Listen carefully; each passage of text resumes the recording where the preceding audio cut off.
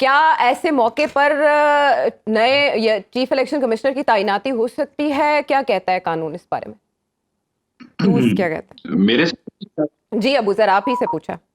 नहीं देखे, आर्टिकल 217 पढ़े आप आईने पाकिस्तान का। हम्म। उसमें लिखा हुआ है अगर कोई एक अवेलेबल नहीं है, अगर आपका चीफ इलेक्शन कमिश्नर अवेलेबल नहीं है ड्यू टू एनी रीजन, उसकी रेजिग्नेशन हो गई, उसमें उनका रिमूवल हो गया, जो सीनियर मोस्ट मेंबर होता है वो चीफ इलेक्शन कमिश्नर का, एक्टिंग चीफ इलेक्शन कमिश्नर का रोल अज्यूम कर लेता है।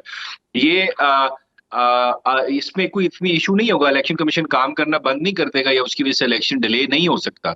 लेकिन इसको जरा आप थोड़ा एनालिटिकली देखें, जो पाकिस्तान बार काउंसिल है हम्म। और जो आपकी सुप्रीम कोर्ट बार एसोसिएशन है, अगर आप इसको नोट करें, इनके जो प्रेसिडेंट्स है और जो इसमें मेजोरिटी है पाकिस्तान बार काउंसिल में, जो प्रेसिडेंट है सुप्रीम कोर्ट बार एसोसिएशन के, ये पाकिस्तान मुस्लिम लीग नवाज के बैक्ड कैंडिडेट्स थे जी सारे। जी। जी जी। शहजाद तो शौकत ये साहब। मुझे लग रहा है या तो ये कोई इंडिविजुअल ग्रीवियंस है किसी बार मेंबर के, किसी काफी इन्फ्लुएंशियल की अगेंस्ट द इलेक्शन कमीशन, या फिर पार्टी सपोर्टेड है। ये मैं इस पे कुछ एक हतमी राय नहीं दे सकता, दोनों में से एक रीजन होगा।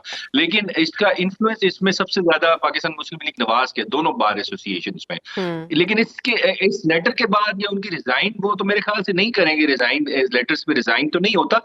बेसिकली उनको शायद कोई प्रेशर टैक्टिक है, कोई इशू आ रहा है जिसकी वजह से उनको प्रेशराइज करने के लिए ये लेटर इशू किया गया। लेकिन इससे सुप्रीम कोर्ट का जो ऑर्डर है कि जी 8 फरवरी को इलेक्शन हो, इस पे कोई मेरी नजर में डिले नहीं आ लेकिन इसमें सकता सुप्रीम इलेक्शन कोर्ट में। को भी और एड्रेस किया गया है ना, और फिर वकला तहरीक की भी बात की गई है। इलेक्शन कमीशन ने तो चले एतराजात मुस्तरद कर दिए फौरी तौर पर, लेकिन क्या सुप्रीम कोर्ट वजन देगी इन एलामियों को? सुप्रीम कोर्ट को ओवरऑल मेरे ख्याल से सुप्रीम कोर्ट की इंटरवेंशन इस वक्त तो लाजिम मजलूम है इस इशू के ऊपर कि जो इस वक्त लेवल प्लेइंग फील्ड का इशू है, कि एक पार्टी को बिल्कुल प्रेफरेंशियल किस्म की लेवल प्लेइंग फील्ड दी जा रही है, और बाकी कुछ पार्टीज के पास तो फील्ड नहीं है, बल्कि एक पार्टी के पास फील्ड नहीं है और कुछ के पास फील्ड्स हैं, लेकिन वो इतनी अच्छी फील्ड नहीं है जो एक पार्टी को दी जा रही है। तो मेरे ख्याल से अगर इलेक्शन प्रोसेस जो है वो फेयर होना चाहिए, आर्टिकल 17 आपका जो आइन का बुनियादी हक है हर पॉलिटिकल पार्टी का, एसोसिएशन का, पॉलिटिकल एक्टिविटीज करने का, और साथ साथ जो 218 है जो कहते हैं free and fair election ensure कराना है इलेक्शन कमीशन ने, अगर वो फेल होती है तो जाहिर बात है supreme court being the apex court of the country and guardian of the fundamental rights, उनको इंटरवीन करके एक सुपरवाइजरी रोल मेरे ख्याल से अदा करना चाहिए।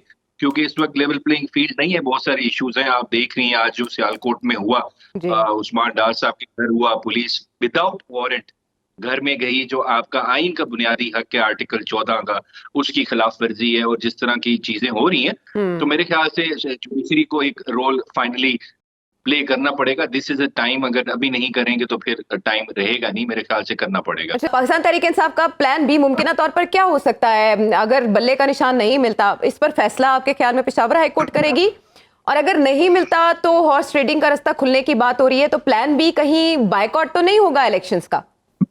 नहीं, इलेक्शन बायकॉट तो नहीं होगा, हर हाल में कंटेस्ट होगा एज पर माई इंफॉर्मेशन। और जहां तक देखें ये बात है ना कि जी पहले साइकिल था उनका निशान और फिर उनको शेर मिल गया था। यहाँ पे ये नहीं हो रहा कि बल्ला है और उसके बाद कोई और निशान मिल जाएगा। यहाँ पे ये बात हो रही है कि कोई निशान ही नहीं मिलेगा।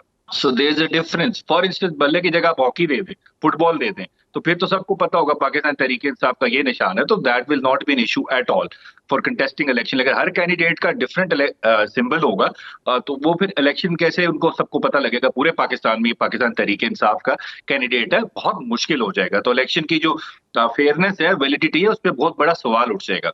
और जहां तक देखें बात है 9 मई से रिलेटेड, देखें बिल्कुल जो हुआ हमारे जो इंस्टीट्यूशंस एंड डिफेंस की, उस पर अटैक नहीं होना चाहिए, अगर कोई करता है तो उसको अकाउंटेबल करना चाहिए। लेकिन इस मुल्क में ये भी कभी नहीं हुआ कि एक एक्स प्राइम मिनिस्टर जो एक लीडर है पॉलिटिकल पार्टी का, उसका चेयरमैन है, उसको घसीट के लेके जाए। आप इस तरह की तजलील किसी की नहीं करते, क्योंकि हर इंसान की डिग्निटी होती है और हर इंसान की राइट होता है। ये आर्टिकल 14 आपका राइट टू डिग्निटी देता है। तो वहां पर उनको अकाउंटेबल किया गया, नहीं किया गया। उसके बाद देखें ये अगर ये हुआ होता वाकया सऊदी अरब में फॉर इंस्टेंस, या दुबई में हुआ था, सद्दाम हुसैन साहब के रिजीम में हुआ था, ये रिजीम सद्दाम हुसैन का रिजीम कोई एग्जाम्पल अच्छी नहीं है देने के लिए। वहां पे बहुत ह्यूमन राइट वायलेशन हुई हैं। हम जमहूरियत में रहते हैं, हमारे पास आइन है और आइन के अंदर तरीकाकार मौजूद है। बिल्कुल देखिए, हर इंसान को फेयर ट्रायल का हक है। यहाँ पे हर इंसान का राइट है कि उसको आपने in accordance with the law treat करना है। आर्टिकल 4 है आपका, आर्टिकल 10A है।